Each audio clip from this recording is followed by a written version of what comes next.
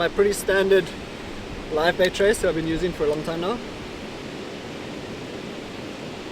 I use the 8.0 Kobu XT at the front, and then just the Sensation Kendall round at the back.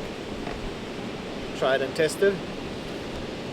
Let's see, to my stopper, roughly 60-70 centimeters, and then just a short slide of about 30-35 centimeters. See, I'm going with my sinker shorter. Usually I have the sinker about the same distance, but the water is very rough. There's a lot of current, so I want to keep everything a bit shorter so that it's not swinging too much in the current.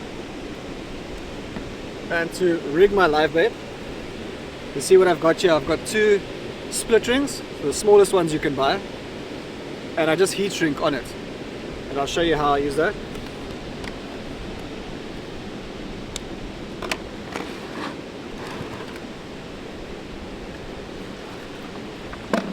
There's my mully. So a cable tie through the eyes, pretty standard. And then I take the split rings,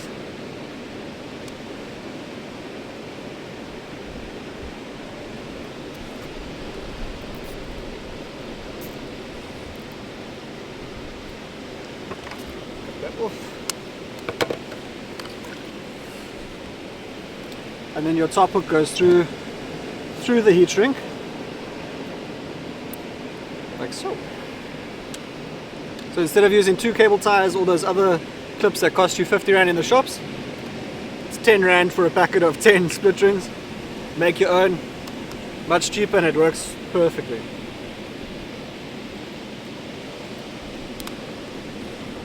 Second hook, basically by the fins. See, I've got a little extra piece of mono that I tie sideways. That prevents the hook from being able to turn too much. And that's it, that's the trace.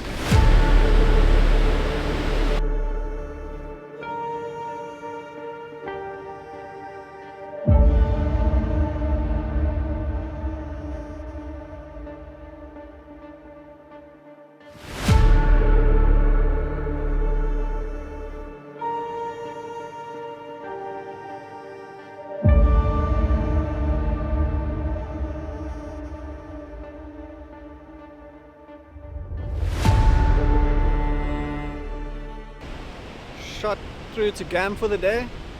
Conditions don't look great. There's been absolutely no build up, no east. It's pretty much been a south wind for 3 days. So don't have high hopes, but just felt like getting out. I haven't been to Gam in ages. I wanted to come see what's going on. I'm sure everyone knows about the incredibly warm water we had over the December season, and then a very fast drop from very warm to absolutely ice cold almost overnight. We've had an unbelievable amount of deep sea fish and small fish washing up because of it, which is a pity, but things are finally starting to stabilize. Jeffreys Bay was ice cold. You walk in the water, it burns your ankles. It's finally come down to the right temperature at about 17-18 degrees, which is what we want. It's been about 2-3 days of the temperature being right, so I'm hoping that the fish start to stabilize and things start to happen again. The water's cleaned up again, unfortunately. But I decided to come to Gam today just to see what's going on. Like I said, I haven't been here in ages, and what's interesting, the water at Gam is about 20. It's very, very warm. I'm not used to it being this warm this side. It's usually a bit colder. So we'll see if there's a bite. We've picked a spot here on the low tide. Not a lot of options to fish, but I did manage to get some live bait. Fishing in a bit of a hole that's got some form of structure. There's a little bank in the middle of the hole that's breaking quite consistently. What's interesting is we've got the river water coming through as well. So the water here is very dirty. It's got the brown, whereas just down the beach it's crystal clean. But there's this very distinct color line of that brown water to the cleaner water. So what I've done here is I've thrown my livey just on the edge of that, and then my next rods I'm gonna put out more in the cleaner water and just see if there's anything happening, see if there's a leery, maybe a cobby. We've got a bit of time. It's on spring tides, so high tide today is just before 3 o'clock. Right now it's about 10:30, so we've got time. Actually came through to fish the high tide, so whatever happens now is a bonus. Hopefully we can get a fish as the tide pushes. Like I said, conditions, the build up hasn't been great, so no high hopes. It's more just about getting out the house, enjoying nature, and making a throw, wetting a line. You never know. anything can happen if you have a rod in the water. And Luna gets some exercise, so yeah, let's see, hopefully we get a fish.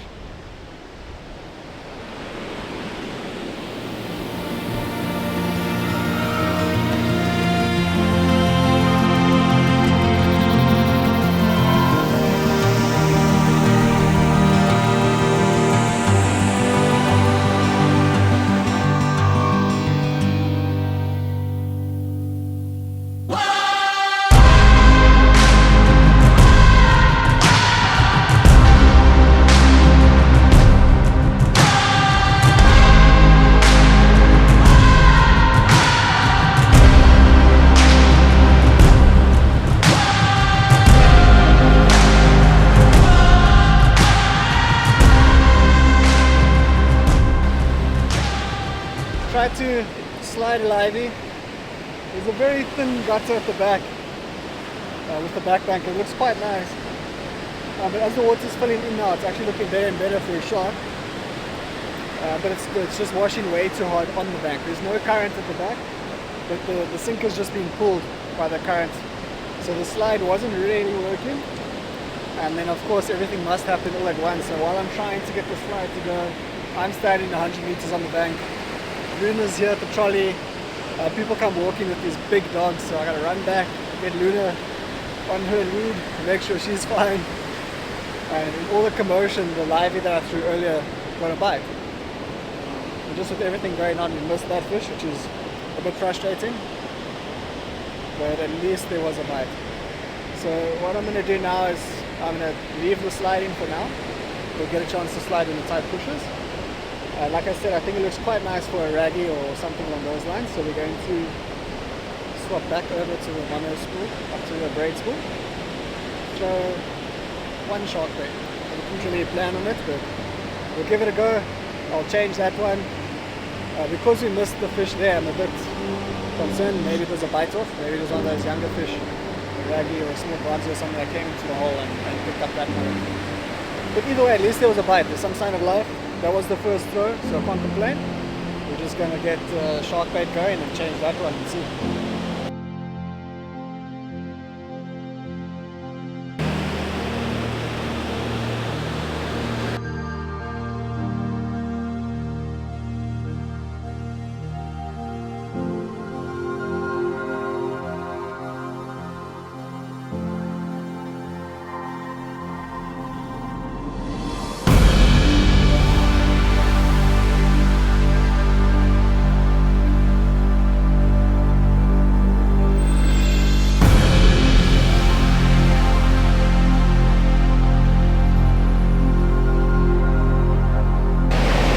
Okay, so there's Leary swimming right in front here, so Marco quickly grabbed the jigging rod and hopefully can get one, as you guys will see on the footage. Really awesome.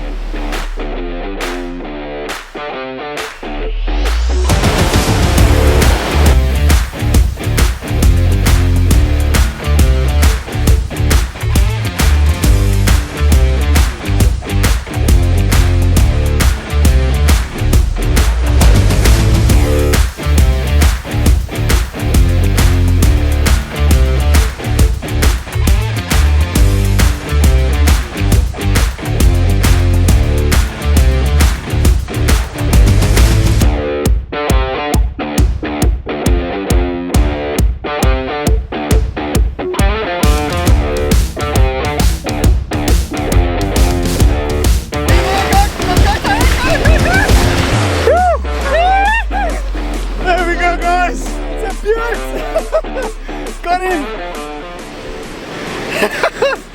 Yes, please! Yeah, look how thick he is! Oh, he's a beauty! Look at that! Oh, I'm chuffed! Ah, phenomenal!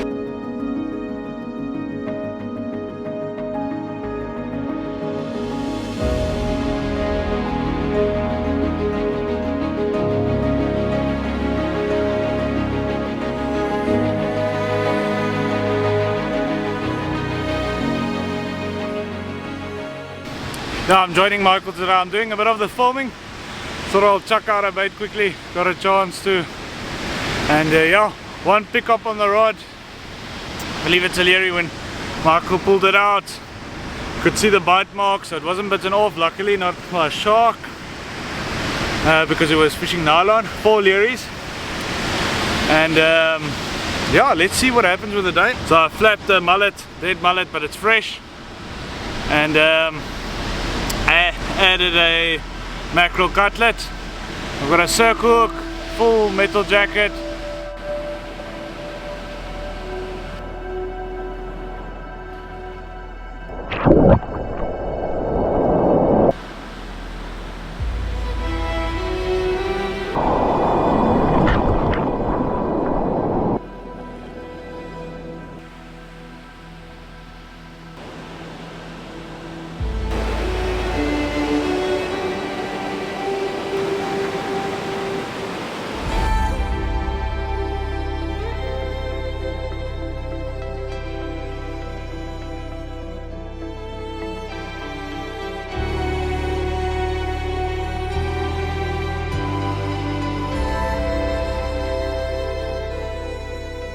Guys, another tip.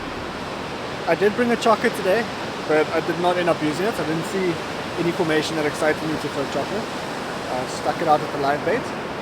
But you can see, even though it was in my box, it's defrosted. Now if I just go home and put this in the freezer, it's going to end up being so pink. So just a little tip. Skin your chocker. And look how easily that came off. That's the whole skin. You can use this for bait. I'm not going to use it now, so I'll give it to that seagull that's been waiting for a, for a snack. And then what you do, I like to find the little spine, just cut next to it, cut it open. I'm going to take out all the guts. And that can go to our friend the seagull. Get yourself fresh seawater, or just run it down to the sea. Got a bucket here. And just give it a wash. A wash in the salt water. So you can see it's still pretty fresh, pretty good.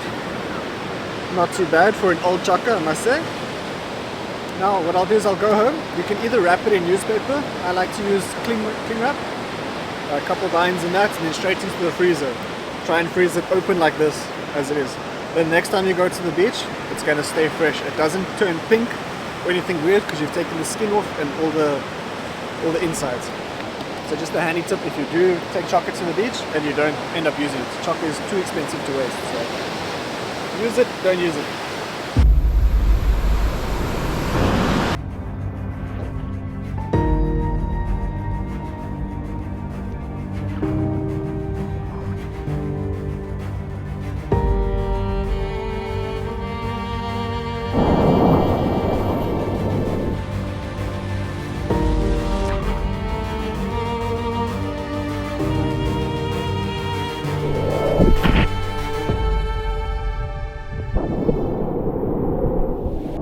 Okay guys, there's a few leerie in front.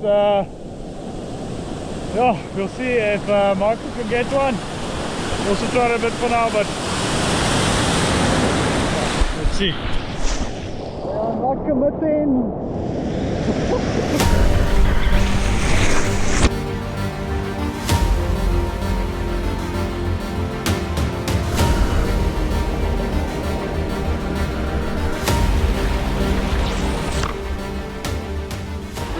To the end of our day here at Gamtoos. I must say, pretty fun day considering we didn't have any expectations. The live bait in the beginning got one pull, looked like a small leerie once I looked at the mullet. The mullet was basically perfect, just a couple scales missing and a little bit squashed, but leerie not even big enough to trip the sinker. And then when I was walking out to go cast my second rod, I noticed leeries in the wave, which is always exciting, so I ran back, grabbed my spinning rod. You know, I don't go anywhere without my spinning rod. And again, I'm fishing with the new spinning rods from Fishman, the Marauder. Absolutely love these rods. They're doing really well. Got Old Faithful, pink bucktail. This one's seen quite a few fish, I must say. And started making a few throws. From my first throw, I had leeries chasing the bucktail. well, I think the first time there must have been about 6 or 7 leeries just diving after it. Some monsters in the waves. You know, sometimes we see a lot of these smaller ones, where I've caught quite a few of recently.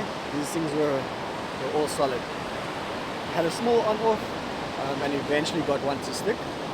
Got a nice one, I think it was 74 fork, but fat, healthy, beautiful fish. Lovely fight, strong. Really enjoyed it. But almost every cast the leeries were chasing, they're just not committing. They got a bit of lockjaw, which is also interesting because we had live baits out all around. The liveys didn't get touched again. We could see leeries for pretty much most of the day. They weren't feeding. I changed over to the olive bucktail just to try a darker shade. And spent a good few casts and eventually hooked into a nice fish. I think it was a monster, I must say. I saw it come up in the wave. It was an absolute goon. And then splashing on the surface, and then it just went one way out of that hole. I could not stop that fish. I could barely lift my rod against it. It was just one of those very, very solid, strong, big ones. And then unfortunately the hook pulled once it got quite far out. I think that's the one that I'm chasing. I want that big one. Need to beat my PB this year. But it was very special. It was an awesome day, awesome fish. Dead quiet. Even now at the end, as we're about to leave, the leeries are in the waves, but they are absolutely lockjaw. It does happen. But we'll get them next time. We'll be back. Probably come to a dedicated spinning session soon. Probably some paddle tail and then leeries in the bucktail.